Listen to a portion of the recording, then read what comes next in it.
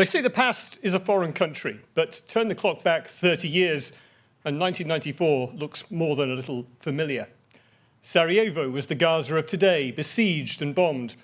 Russian troops were again on maneuvers, then invading Chechnya, and the world watched and did nothing in Africa as 800,000 people were slaughtered in Rwanda. On the other hand, it was also the year the leaders of Israel and Palestinians were awarded the Nobel Peace Prize. But in the years since the Trust was founded, we've helped more than 3,300 freelance journalists, over 300 this year alone. We've seen wars in Sierra Leone, Kosovo, Afghanistan, Iraq, Libya, Syria, Ukraine, Yemen, and Sudan, each taking a terrible toll on journalists and stretching the Trust to the limits of its capacity. But in those 30 years, there has never been a year like this. More countries are involved in more conflicts today than at any time since the end of the Second World War. A record number of journalists and media workers have been killed in the past 12 months, at least 137 in Gaza alone, according to the Committee to Protect Journalists. Among them, 129 Palestinians, 6 Lebanese killed by Israel, and 2 Israelis killed by Hamas. 72 journalists have been killed since January, 29 of them were freelancers. And it doesn't stop there. 320 journalists are in jail, the second highest total ever. Add to that the numbers injured, threatened, and a president-elect of the United States who has said he wouldn't mind if journalists got shot and who has warned repeatedly that television networks should have their licenses revoked over news coverage he disapproved of. Then you see why, in tonight's program, I call it the year of everything, everywhere, all at once. Let's face it, even for us, and some of us have been in journalism a long time, sometimes it can be hard to find the light amid what can sometimes feel like a diet of despair. We all need hope to believe that tomorrow will be a brighter day. And tonight is about doing just that, finding hope. It comes from the courage of those we honor this evening, inspiring individuals who faced down those who wanted their voices silenced, ensuring accountability and enabling justice. And there's a lesson in that for all of us. This is a moment, a call to action for journalism and for journalists, to fight those who try to delegitimize us, to fight for the public's trust, and to fight in defense of this business that we love.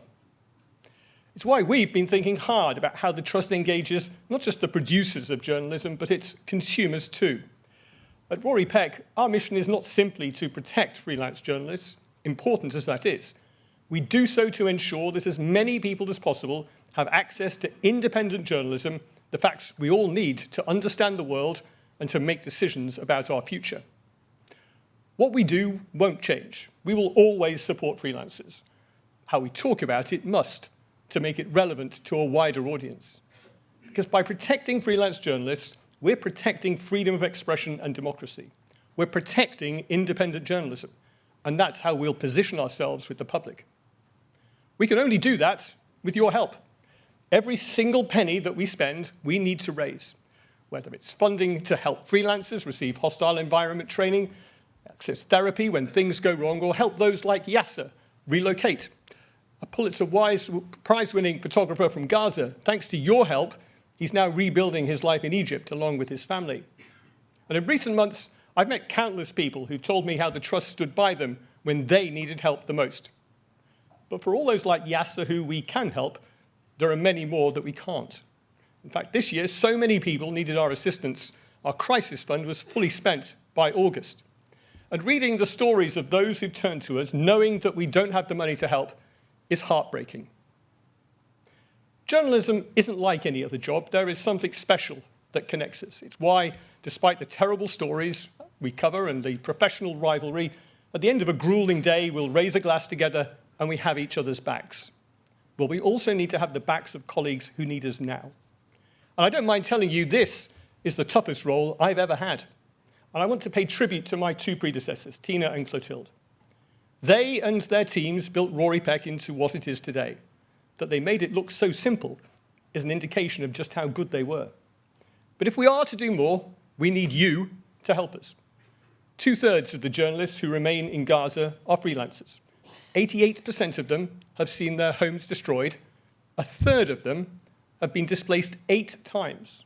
And as winter approaches, 60% of them are living in tents. Think about that and the other journalists around the world next time you have a cup of coffee. On your seats, as you arrived, you'll have found a postcard. On the back, there's a QR code. Scan it, and it will take you to our donation page. If every journalist working in global news, in every newsroom, went without one cup of coffee each month and donated the money to the Rory Peck Trust, we'd be able to help many more freelancers around the world, and we would have their backs. A few thank yous, if I may. For 30 years, George Jarrett has been here covering the awards for the industry press. Tonight is his last before retirement. Thank you, George, for being part of our story. Thank you.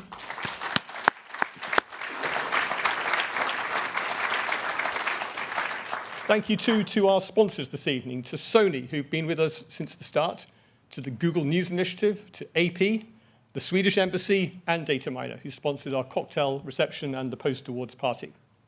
To our newsroom ambassadors, who have helped strengthen our operational relationships, and our Rory Peck alumni, some of whom you'll meet later this evening.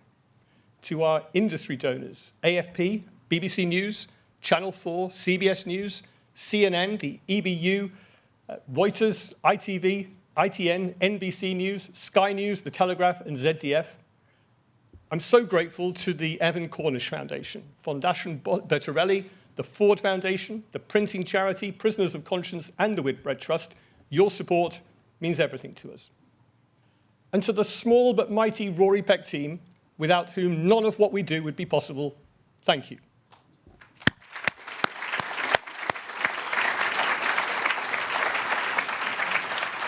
And to our trustees, whose insights to me are so invaluable, including Clive, who is pulling double duty this evening as both trustee and host with Kathy. I'm grateful to all of them for offering their time, both of them for offering their time for the awards, and to the trustees for investing all the time that they do with the charity. And thank you to all of you. Thank you for coming. Thank you for supporting Rory Peck. 30 years on, we need you now more than ever. But enjoy this evening. Good luck to the finalists, and welcome to the 2024 Rory Peck Awards.